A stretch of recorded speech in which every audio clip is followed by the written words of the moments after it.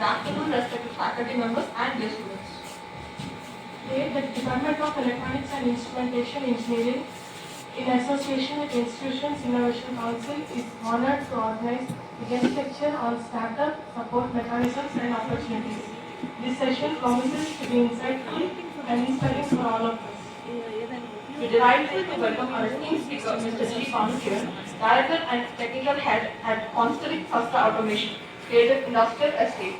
We take immense pride in sharing that Mr. Kiran is also an esteemed alumnus of this very department, which makes his presence here even more special. Now, without further ado, please join us in welcoming Mr. G. Panukiran.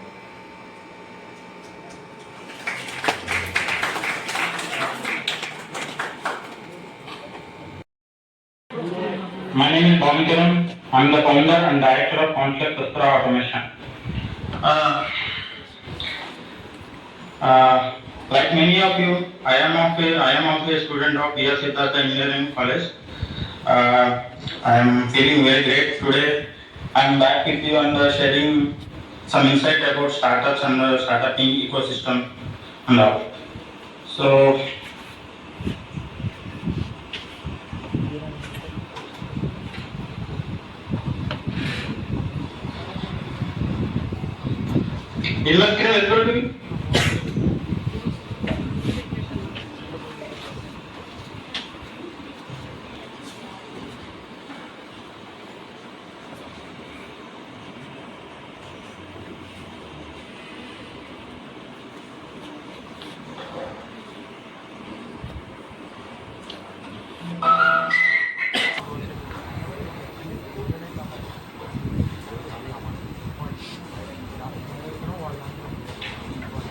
So today we are going to discuss about startups, how it will work, and the entire ecosystem of startups.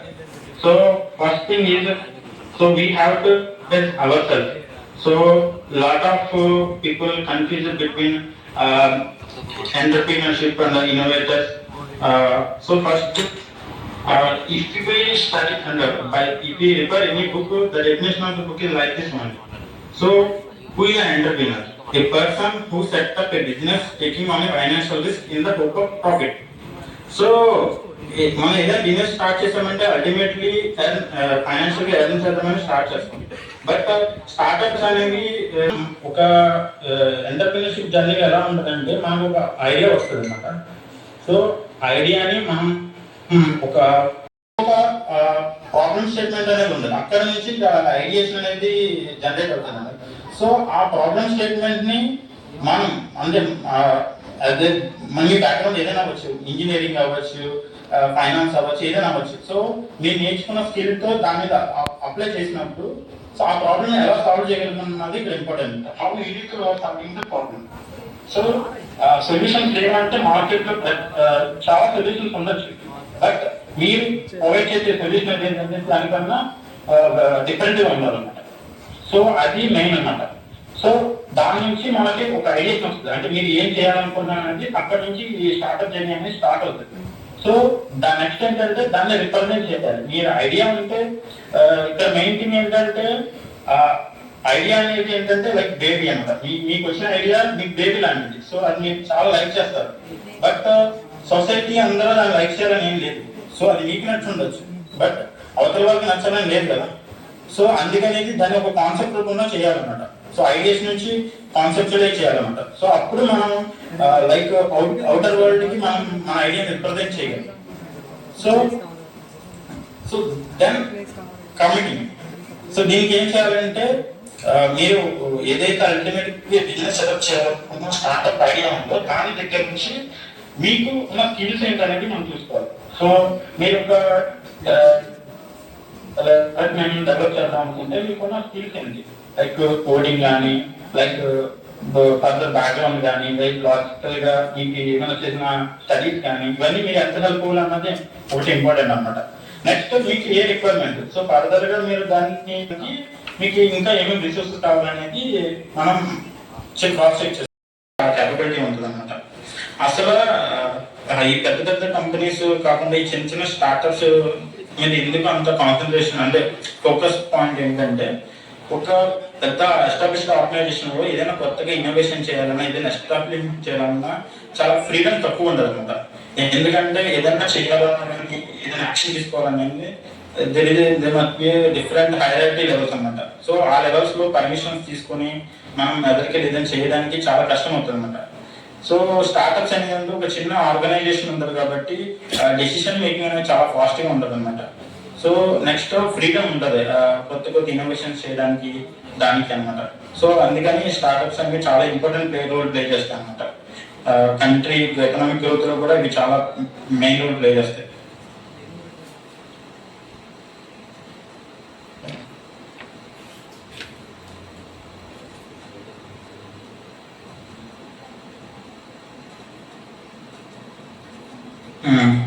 కొన్ని startups కూడా ఉన్నాయి. అవి ఏంటంటే 9% of the startups or female founders. So female founders అనేది చాలా తక్కువ మంది ఉన్నారు ఇండియన్ స్టార్ట్అప్ ఈకో సిస్టంలో. సో డెఫినెట్లీ చాలా ఆపర్చునిటీస్ ఉన్నాయి. అందుకనే చాలా స్కీమ్స్ ఉమెన్ ఎంపవర్మెంట్ అని చెప్పేసి ఇలాంటి చాలా స్కీమ్స్ అని పెట్టి ఎంకరేజ్ చేస్తున్నారు దీన్ని. అండ్ మోస్ట్ స్టార్ట్అప్స్ అన్నీ కూడా మెట్రోపాలిటన్ సిటీస్లో ఎస్టాబ్లిష్ అయి ఉన్నాయి. సో అది ఒక ప్రాబ్లం అంట. ఓన్లీ మెట్రోపాలిటన్ సిటీస్ మాత్రమే ఇవి రిస్ట్రిక్ట్ అవ్వకూడదు. సో మనకి ఇప్పుడు టెక్నాలజీ బాగా అడ్వాన్స్ అయింది. ఈవెన్ ఒక పల్లెటూరు నుంచి కూడా మనం ఒక మల్టీనేషనల్ కంపెనీ కూడా రన్ చేసే అంత కేపబిలిటీ ఉన్నది.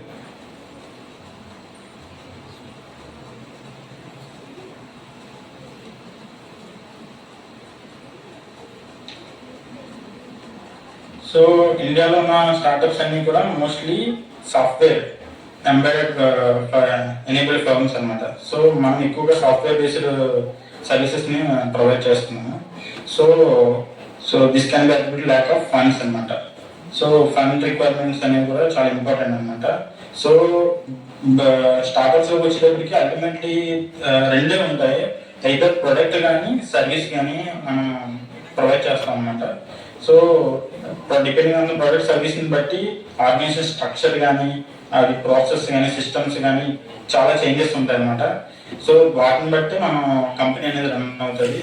So coming to our business my business వచ్చేటప్పటికి మేము ఎంటైర్లీ సర్వీస్ బేస్డ్ బిజినెస్ చేస్తాం అనమాట. సో వీళ్ళు provide automation and calibration services to all over the India. There are lot of clients. Like major clients are L&T Hydrocarbon Division, Tata Projects Limited, and Vinde. There are the Firenor. There are different companies are there. And my business is particularly geographical area another. So all over the India, we services and provide chestam anamata. So major clients andro oil and gas related domain lo mem ekkuva works చేస్తూ ఉంటాం అన్నమాట. So ఎందుకు ఇది services ప్రొడక్ట్స్తో compare చేస్తే సర్వీసెస్లో కొంచెం risk taking ability ఎక్కువ కావాలన్నమాట. ఎందుకంటే ఏదైనా ఆర్గనైజేషన్ రన్ అవుతుందంటే మెయిన్లీ ఒక పర్సన్ బేస్ మీద రన్ అవ్వదు. సో దానికి ఏంటంటే ఒక టాలెంట్ హైరింగ్ సిస్టమ్ ఉండాలన్నమాట ఎంటైర్లీ. సో ఒక పర్సన్ మొత్తం ఎంటైర్ బిజినెస్ రన్ చేయలేదు కాబట్టి ఒక సిస్టమ్ని సెటప్ చేసుకోవాలన్నమాట. సో దానికి ఏంటంటే రూల్స్ అండ్ రెస్పాన్సిబిలిటీస్ డిఫైన్ చేసుకొని సో ఎవరికి వాళ్ళకి ఇండివిజువల్గా టాస్క్ కంప్లీట్ చేస్తేనే మనం ఆర్గనైజేషన్ గోల్ని అచీవ్ అవ్వగలం అనమాట. సో ఇవి ఫస్ట్ ఇవన్నీ బేసిక్ థింగ్స్ అనమాట. ఇవన్నీ ఫస్ట్ అనలైజ్ చేసుకోవాలి మనము ఏదైనా స్టార్ట్అప్ని స్టార్ట్ చేసేదానికి ముందర. సో తర్వాత మనం స్టెప్ బై స్టెప్గా ఫర్దర్ ప్రాసెస్కి వెళ్ళాలన్నమాట. సో వన్స్ మీరు స్టార్ట్ చేసిన ఐడియా మీకు ఏదైతే ఐడియా ఉందో అది వ్యాలిడేషన్ స్టేజ్ తర్వాత మీకు ఒక రిజల్ట్ వస్తుంది వ్యాలిడేషన్ అయిన తర్వాత. సో అంటే ఈ ప్రొడక్ట్ అనేది ఎంత యూనిక్ మార్కెట్లో ఉన్న ప్రొడక్ట్స్తో కంపేర్ చేస్తే అంటే మనకి ఎంత స్కోప్ ఆఫ్ బిజినెస్ ఉంది మార్కెట్ చేయడానికి. సో మనం ఎంత బాగా ప్రెసెంట్ చేయాలి, మాకు ఎంత తొందరగా మార్కెట్లో తీసుకెళ్ళగలం అన్నది కూడా చాలా ఇంపార్టెంట్. సో ఈ మన ఐడియా నుంచి మార్కెట్లోకి తీసుకెళ్లే స్టేజ్ ఏదైతే ఉందో అది ఎంత తక్కువ టైంలో తీసుకెళ్తే మనకు అంత మార్కెట్ని క్యాప్చర్ చేయడానికి పాసిబిలిటీస్ పెరుగుతాయి అన్నమాట.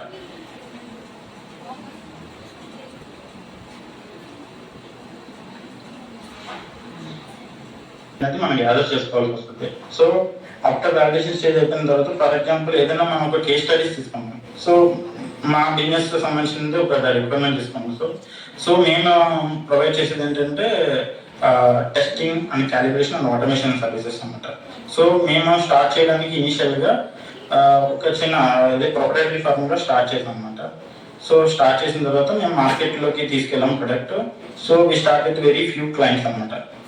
సో మేమేం చేసామంటే ఆల్రెడీ మార్కెట్లో same similar kind of service based industry కాబట్టి మాకు టెస్ట్ చేయడానికి మాస్టర్ క్యాలిబ్రేటర్స్ అనేవి అనుకుంటాం. Master calibrators and skilled engineers అనేది రిక్వైర్మెంట్ ఉంటుంది.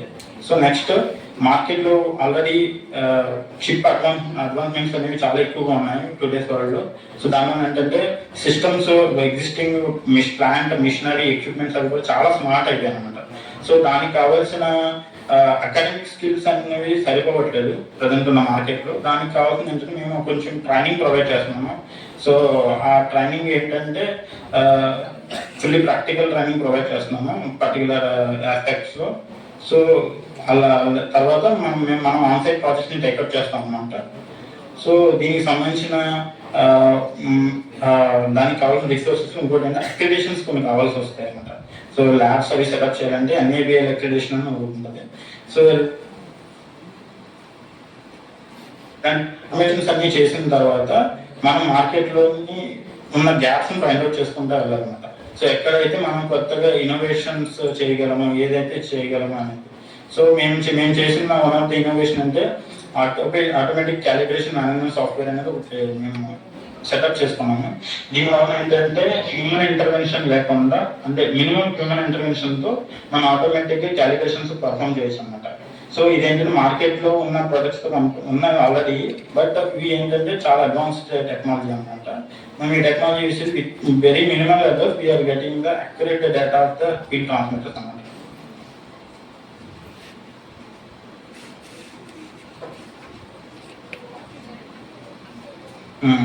సో నెక్స్ట్ ఒక బిజినెస్ స్టార్ట్ చేసే ముందు మనం డెసిషన్ మేకింగ్ తీసుకోవాల్సి వస్తుంది. సో మార్కెట్లో బిజినెస్ ఫార్మేషన్ చేయడానికి ముందుగా ఇవి basically with sole proprietorship, partnership, HUF company, private limited, public limited. ఇందులో ఎన్ని ఆప్షన్ మనం చూస్ చేసుకోవచ్చు అనమాట. మనం ఇనిషియల్గా మినిమల్ ఇన్వెస్ట్మెంట్తో మనం స్టార్ట్ చేయాలంటే సోల్ ప్రొప్రైటర్షిప్ అనేది చాలా ఈజీ ఇన్కార్పొరేషన్ ఫార్మేషన్ అనమాట. సో ఎందుకంటే 1% అనమాట. మనం ఎవరైతే ఫౌండర్ ఉన్నారో 1% వాళ్ళ క్రెడెన్షియల్తోనే మనం సోల్ ప్రొప్రైటర్షిప్ చాలా ఈజీగా స్టార్ట్ చేసుకోవచ్చు అనమాట. సో పార్ట్నర్షిప్ ఎందుకంటే సో మీరు స్టార్ట్ చేసే బిజినెస్కి కనుక మీకు ఎవరైనా కో ఫౌండర్ కావాలి, లేదంటే అడ్వైజర్ ఫైనాన్షియల్ స్ట్రెంత్ కావాలి అన్నప్పుడు మీకు కొంతమంది కో ఫౌండర్ని యాడ్ చేసుకుని పార్ట్నర్షిప్ ఫౌండర్ కూడా రిజిస్టర్ అవ్వచ్చు అనమాట. సో ఈ సోల్ ప్రొప్రైటర్షిప్ అనేది మా పార్ట్నర్షిప్ అనేది ఇక్కడ ఇంత మార్కెట్లో ఏంటంటే నేమ్ సెక్యూరిటీ ఉండదు అనమాట. సో మీరు ఏదైనా గణేష్ ట్రేడర్స్ అని స్టార్ట్ చేసుకోండి, శ్రీనివాస క్యాలిబ్రేషన్ సర్వీసెస్ ఏదైనా స్టార్ట్ చేసుకోండి, మీకు ఏంటంటే ఒక ట్రేడ్ మార్క్ కానీ నేమ్ సెక్యూరిటీ కానీ ఉండదు అనమాట.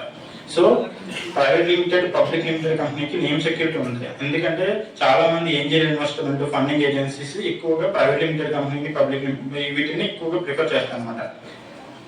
ఎందుకంటే సోల్ ప్రొప్రైటర్షిప్ లో 1% అనే రెస్పాన్సిబిలిటీ ఉంటాయి. సపోజ్ ఇన్ కేసు ఏమైనా అయినా కానీ సో ఫర్దర్ గా కంపెనీ రన్ అవుతుంటారు. సో పార్ట్నర్షిప్ కంపెనీస్ ఎలా ఉంటారంటే ఒక ఆర్గనైజేషన్ స్ట్రక్చర్ ఉంటుంది. సో ఒక పర్సన్ ఒకవేళ లేకపోయినా కానీ కంపెనీ అనేది ఆగలన్నమాట ఫర్దర్ గా. సో ఇంకొక పర్సన్ రెస్పాన్సిబిలిటీగా ఉంటారు. సో అందుకనే ఈ ప్రైవేట్ లిమిటెడ్ ని ఎక్కువగా ప్రిఫర్ చేస్తారన్నమాట. సో వన్స్ కంపెనీ ఫార్మేషన్ అయిపోయిన తర్వాత మనం ఫర్దర్ గా చూసుకోవాల్సిన ఫైనాన్స్ పార్ట్ అనమాట. So without finance business start చేయడం అంత ఈజీ విషయం కాదు. మార్కెట్లో వచ్చేది చాలా ఫైనాన్స్ ఏజెన్సీస్ ఉంటాయి అనమాట మనకి ఈ ఇనిషియల్ స్టేజ్లో ప్రొవైడ్ చేయడానికి. అదేంటంటే అది స్టేజ్ కూడా ఉంటుంది, సీడ్ స్టేజ్ ఉంటుంది. సీడింగ్ సో ఇనిషియల్ స్టేజ్ నుంచి ఫండింగ్ జరుగుతుంది. సో ఫస్ట్ ఏంటంటే షేర్స్, బాండ్స్, డిబెంచర్స్. సో ఏంటంటే మనం షేర్స్ రూపంలో కానీ తీసుకోవచ్చు, బాండ్స్ రూపంలో కానీ, లేదంటే మనం లోన్స్ కానీ తీసుకొని ఇనిషియల్గా స్టార్ట్ చేయొచ్చు అనమాట. సో ఇవన్నీ ఏంటంటే మనకి ఎంతైతే ఇనిషియల్గా క్యాపిటల్ కావాలనేది మనం క్యాలిక్యులేట్ చేసుకోవాలన్నమాట. సో ఇందులో ఫిక్స్డ్ కాస్ట్, వేరియబుల్ కాస్ట్ అనేది ఉంటుంది అనమాట. సో ఫిక్స్డ్ కాస్ట్ అనేది లైక్ మనం ఏమి అంటే లైక్ ఎటువంటి ఇన్కమ్ జనరేట్ చేయకుండా కానీ మనం మినిమం సమ్ అమౌంట్ అనేది పే చేయాల్సి ఉంటుంది. సో ఆ ఫిక్స్డ్ కాస్ట్ అనేది మనం చూసుకోవాలంటే నెక్స్ట్ క్యాపిటల్ ఇన్వెస్ట్మెంట్ వచ్చేటప్పటికి మనం బిజినెస్ స్టార్ట్ చేయడానికి కావాల్సిన ఎక్విప్మెంట్ కానీ ప్లాంట్ అండ్ మిషనరీస్ కానీ వీటిని పర్చేస్ చేయాల్సి వస్తుంది based on product or service అనమాట. వాటికి సంబంధించిన ఫైనాన్స్ ఎంత రిక్వైర్మెంట్ ఉన్నది అనేది మనం కూడా దాన్ని అనలైజ్ చేసి దానికి కావాల్సిన ఫండింగ్ అనేది మనం తీసుకోవాలన్నమాట.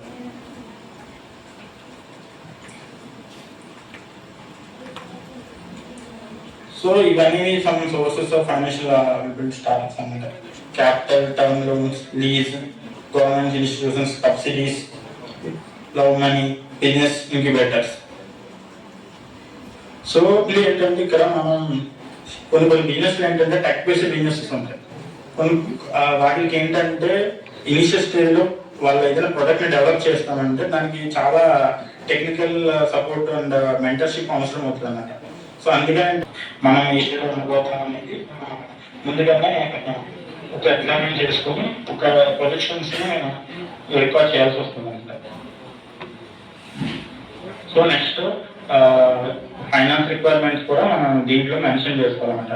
సో టోటల్ డిఫరెంట్ మనకి ఏమైతే కాస్ట్ ఏవైతే ఉన్నదో ప్లాంట్ అండ్ మిషనరీస్ కానీ లైక్ సాలరీస్ అండ్ వేజెస్ కానీ లైక్ ఎక్విప్మెంట్స్ కానీ ఎనీ సాఫ్ట్వేర్ లైసెన్సెస్ కానీ వీటికన్నిటికి సంబంధించిన రిక్వైర్మెంట్స్ ఏంటనేవి మనం అనలైజ్ చేసుకోవాలన్నమాట.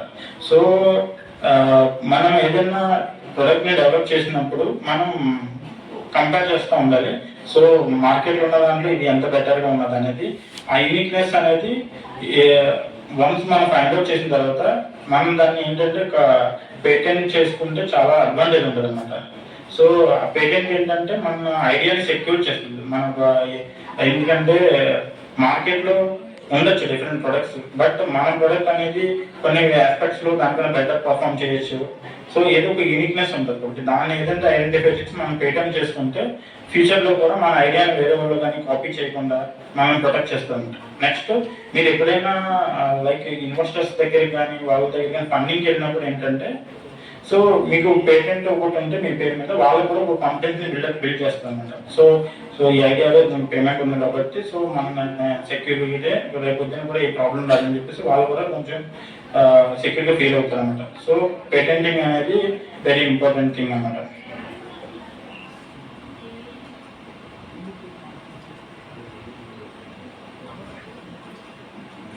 నెక్స్ట్ మెయిన్ ప్రాబ్లం ఏరియాస్ అన్నమాట. The research work is not relevant. So ఇప్పుడు టెక్నాలజీ బాగా అడ్వాన్స్ అవ్వడం ఏంటంటే ఈ రీసెర్చ్ చేయడానికి మనం చాలా లైక్ సాఫ్ట్వేర్ టూల్స్ని వాటిని యూజ్ చేయొచ్చు అనమాట. ఎందుకంటే మనకి ఆన్లైన్లో గూగుల్లోకి వెళ్తే చాలా ఇన్ఫర్మేషన్ అనేది ఈజీగా యాక్సెస్ చేయొచ్చు అనమాట. సో మనం ప్రాపర్గా స్టడీ చేస్తే మ్యాక్సిమం ఇన్ఫర్మేషన్ మనం గూగుల్లోనే దొరుకుతుంది అనమాట. ఎందుకంటే ఫస్ట్ ప్రతి బిజినెస్ అనేది ఇప్పుడు మొత్తం ఆన్లైన్లోనే ప్రజెంట్గా ఉంది. నెక్స్ట్ వీటిలో ఏంటంటే కొన్ని గవర్నమెంట్ పోర్టల్స్ ఉంటాయి. నేను ఒక ఎగ్జాంపుల్ చూపిస్తాను.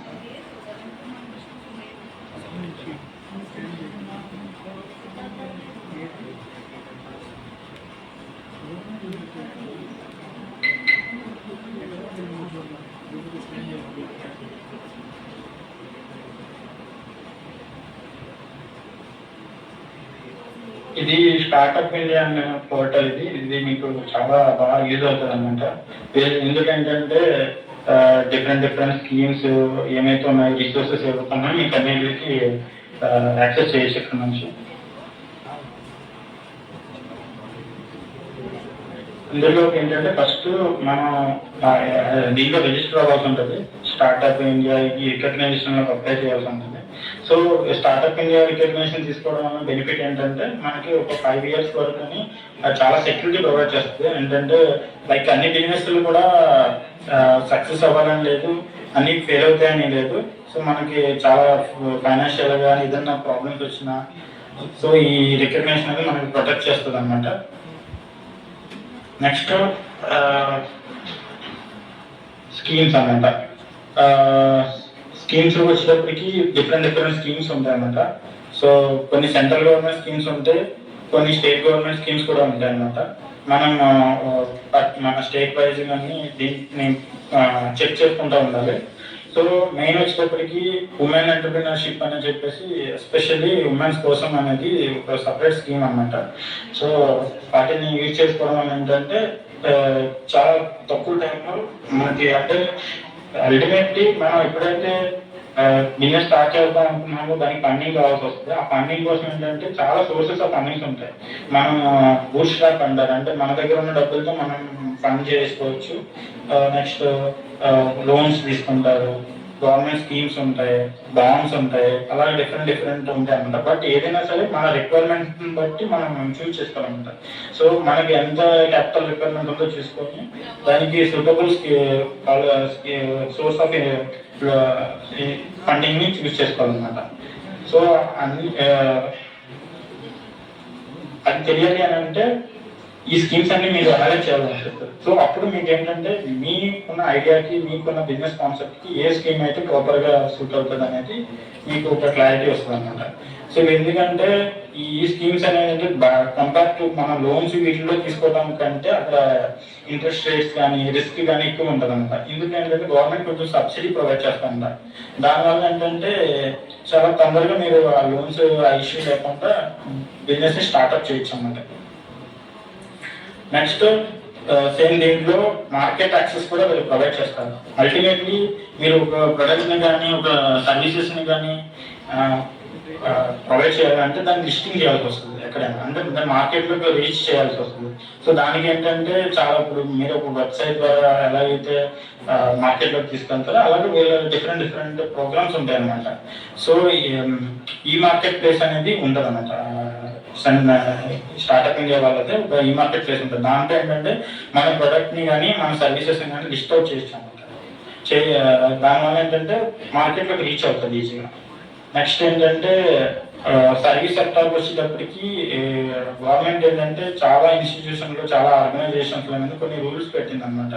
సో ఒక పర్టికులర్ అమౌంట్ అనేది వచ్చే లిమిట్ పెట్టి దాని తర్వాత ఏదైతే అవుట్ సోర్స్కి వెళ్ళే వర్క్స్ ఉంటాయో సో మీకు ఈ జమ్ పోర్టల్స్ వీటి ద్వారానే మనకి యాక్సెస్ చేయడానికి ఈజీ అంట. సో మీరు ఈ పోర్టల్లో రిజిస్టర్ అయ్యి మీ సర్వీస్ని లిస్ట్ చేయడం ఏంటంటే మీకు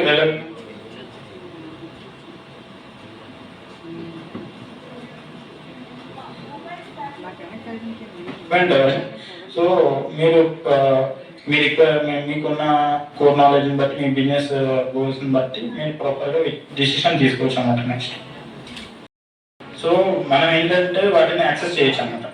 సో టాప్ 5-10 కంపెనీస్ తీసుకొని వాళ్ళ ఫైనాన్షియల్స్ని స్టడీ చేయడం వల్ల సో వాళ్ళ యాన్యువల్ టర్న్ ఓవర్ ఎంత, సో నెక్స్ట్ మార్కెట్ వాల్యూ ఎంతో తెలుస్తుంది. నెక్స్ట్ ఇంకా ఎంత మార్కెట్ ఉన్నది అనేది కూడా తెలుస్తుంది. సో ఇదన్నిటి వల్ల ఏంటంటే మనం ప్రొజెక్షన్స్ ప్రిపేర్ చేసేటప్పుడు ఇవి చాలా యూస్ఫుల్ అవుతాయి అన్నమాట. సో నెక్స్ట్ వాళ్ళ ప్రొడక్ట్స్లో ఉన్న ప్రోస్ ఏంటి, నెక్స్ట్ వాటిని ఓవర్కమ్ చేయడానికి మన ప్రొడక్ట్లో ఉన్న యూనిక్నెస్ ఏంటనేది మనం కూడా క్లియర్గా అనాలిసిస్ చేయాల్సి వస్తుంది. సో నెక్స్ట్ దానివల్లనే అర్థమవుతుంది మార్కెట్ ఫిట్ అవుతుందా ప్రొడక్ట్ లేదా అనేది. నెక్స్ట్ వచ్చేటప్పటికి ఇన్ఎలిజిబుల్ జియోగ్రాఫికల్ లొకేషన్ అనమాట. సో ఒక కంపెనీని సెటప్ చేసేటప్పుడు ఏంటంటే మన జియోగ్రాఫికల్ లొకేషన్ అనేది ప్రాపర్గా సెలెక్ట్ చేసుకోవాల్సి వస్తుంది. సో మోస్ట్లీ ఏంటంటే మ్యానుఫ్యాక్చరింగ్ ఈ ప్రాబ్లమ్ ఎక్కువ ఫేస్ చేస్తూ ఉంటాం. ఎందుకంటే ఒక మ్యానుఫ్యాక్చరింగ్ ఇండస్ట్రీ వర్క్ చేయాలంటే దానికి చాలా రిసోర్సెస్ రిక్వైర్మెంట్ ఉంటుంది. మోస్ట్లీ ఏంటంటే మ్యాన్ పవర్, లేబర్ రిక్వైర్మెంట్ ఉంటుంది. నెక్స్ట్ రిసోర్సెస్లో next water, electricity, transportation, supply chain ఇవన్నీ చాలా మేజర్ రోల్ ప్లే చేస్తాయి అన్నమాట. నెక్స్ట్ ఏంటంటే సాఫ్ట్వేర్ ఇండస్ట్రీస్కి వచ్చేటప్పటికి ఎక్స్టర్నల్ రిసోర్సెస్ చాలా రిక్వైర్మెంట్ తక్కువగా ఉంటుంది. ఎందుకంటే మనకి ప్రాపర్ ఇంటర్నెట్ ఫెసిలిటీ ఉంటే కనుక మనం ఈవెన్ స్మాల్ టౌన్ నుంచి కూడా మనం వరల్డ్ వైడ్ ప్రొడక్ట్స్ని మనం సర్వీసెస్ని ప్రొవైడ్ చేయొచ్చు అనమాట. అది ఒక అడ్వాంటేజ్ అనమాట. సో మోస్ట్లీ ఏంటంటే మన ఇనిషియల్ స్టేజ్లో ఉన్నప్పుడు మన ఎక్స్పెన్సెస్ అనేది చాలా తక్కువగా ఉంచుకోవాలన్నమాట. అది ఎందుకంటే మనం ఎక్కువ లాంగ్ టర్మ్ సస్టైన్ అవ్వడానికి చాలా హెల్ప్ఫుల్ అవుతుంది అనమాట. సో అన్నెసెసరీగా ఇన్వెస్ట్మెంట్స్ పెట్టకుండా సో ఎంత రిక్వైర్మెంట్ ఉన్నది అనేది మన స్టార్ట్అప్కి దానికి రిలవెంట్గా మన రిక్వైర్మెంట్ ఏదైతే ఉందో దానికి తగ్గట్టుగా మన రిసోర్స్ని ఎంగేజ్ చేసుకోవాలన్నమాట. సో ఇది మెయిన్ జియోగ్రఫికల్ లొకేషన్ చూస్ చేసుకున్నాం మెయిన్ ప్రాబ్లమ్ ఫేస్ చేస్తాం అనమాట. So applicant fail to communicate how there idea will be addressed. So ఏంటంటే ఇక్కడ మేజర్ థింగ్ ఏంటంటే ఫస్ట్ మనం స్టార్ట్ చేసిన డిస్కషన్ ఒక పాయింట్ మనం డిస్కస్ చేస్తాం. సో మన ఐడియా అనేది మనకి బేబీ లాంటిది.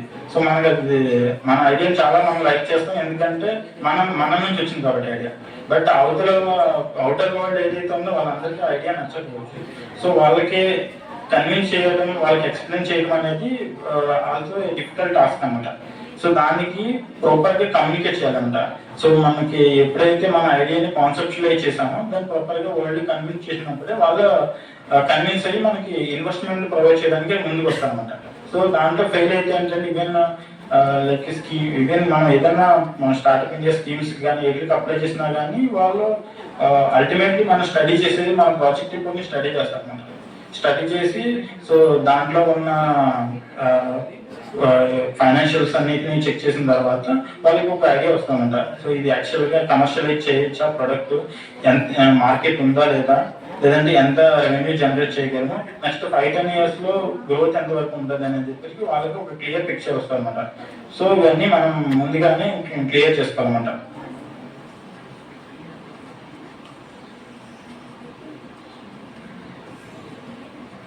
నెక్స్ట్ ఏంటంటే రీసెర్చ్ ప్లాన్ అయితే అన్ఫోకస్డ్గా ఉండకూడదు అనమాట.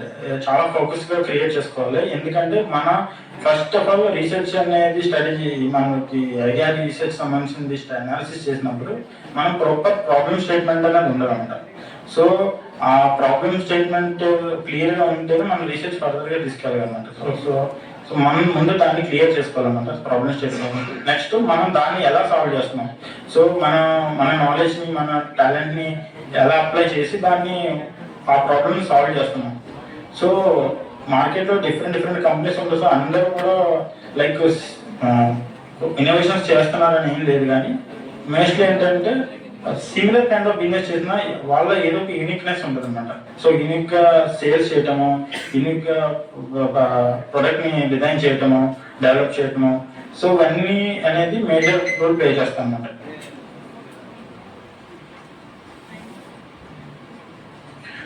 There is a unrealistic amount of work.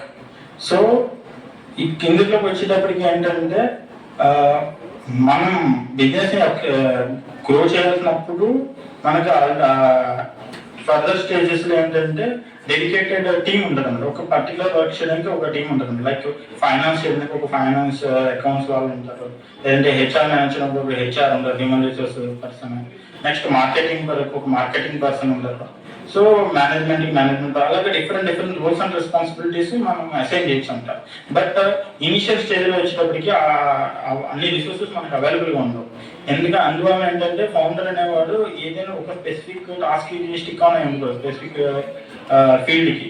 So requirement ఉంటే డిఫరెంట్ డొమైన్స్లో కూడా మనం నాలెడ్జ్ని గెయిన్ చేసుకొని దాంట్లో వర్క్ చేయాల్సి వస్తుంది అనమాట. దానివల్ల ఏంటంటే మల్టీ టాస్కింగ్ చేయాల్సి వస్తుంది అనమాట.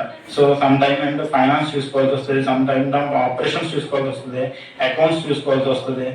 సో ఇలాగా డిఫరెంట్ యాక్టివిటీస్లో పార్టిసిపేట్ చేయాల్సి ఉంటుంది. దీనివల్ల ఏంటంటే మినిమం రిసోర్సెస్తో మనం ఫర్దర్గా మన ఎంటర్ప్రినర్ జర్నీని ఎదురు తీసుకెళ్ళచ్చు.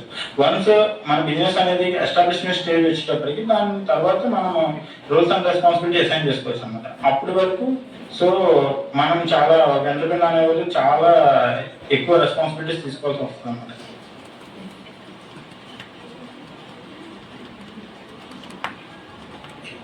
So this is all about startup ecosystem and the opportunities available in the market. So if you have any doubts related to establishment of business and pitching to market, అనేది ఇస్తూ ఉంటారు. So దానివల్ల ఏంటంటే business అనేది ఒక ఈ sustainability లూప్లో నుంచి బయటకు వస్తామంట. సో అప్పుడే మనం ఎప్పుడు మన ఇన్కమ్ ఎక్స్పెన్సెస్ ఇవన్నీ మ్యాచ్ అయినప్పుడే మన బిజినెస్ అనేది రన్ అవుతుంది, లేదంటే అది రన్ చేయడం కష్టం అనమాట. అప్పుడు మాత్రమే మనం తర్వాత దీన్ని ఎక్స్పాన్షన్ స్టేజ్కి తీసుకోవచ్చు అనమాట. So this is all about startup stories and